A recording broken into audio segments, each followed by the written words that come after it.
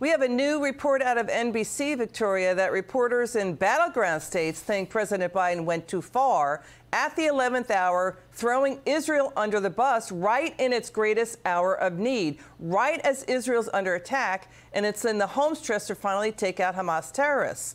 So we have more than 24 House Democrats sent a letter to Biden saying they're deeply worried. The message he's sending is wrong to terrorists. Democracy is under assault around the world. What do you think of what's happening now? No, I think what we see here, Liz, is just the failure of the Biden administration to have it both ways. You need, in this case, to pick a team, put on a jersey, and get in the fight. And one of the things, however ironically, that helped President Trump get to the Abraham Accords in his first term was the fact that he was unambiguous about where he stood, and his statements this week have been unambiguous. But from the Biden administration, we have first, we're just holding $260 million worth of JDAMs. Then the president goes on TV and announces he's holding all of it, that if Israel goes into Rafah in a way he doesn't like, he's going to hold everything but Iron Dome resupply.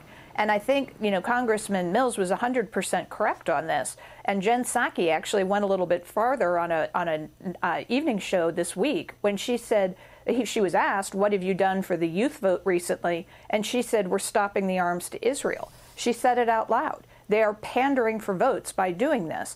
But what it's going to do is make the situation worse and please no one.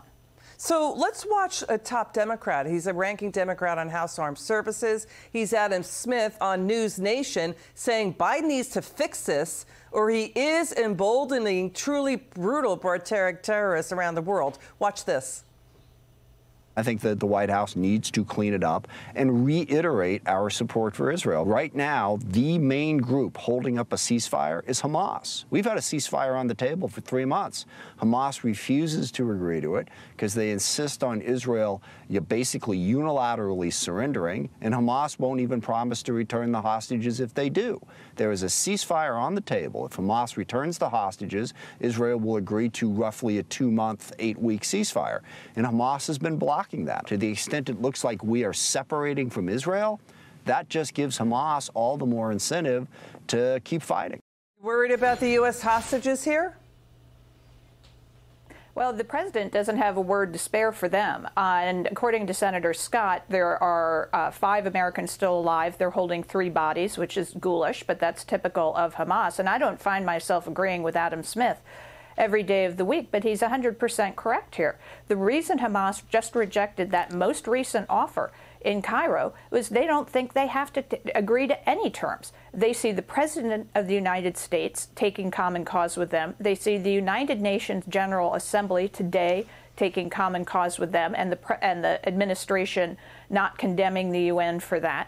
And then they see what's going on our campuses and streets around the country. Liz, they're seeing Americans, young Americans, make common cause with them. So they are to be forgiven. This news coming in. We got reports coming in. Senator Ted Cruz is criticizing the Biden White House for just issuing sanctions waivers, allowing arms sales to Hamas ally Qatar, Lebanon, and Iraq.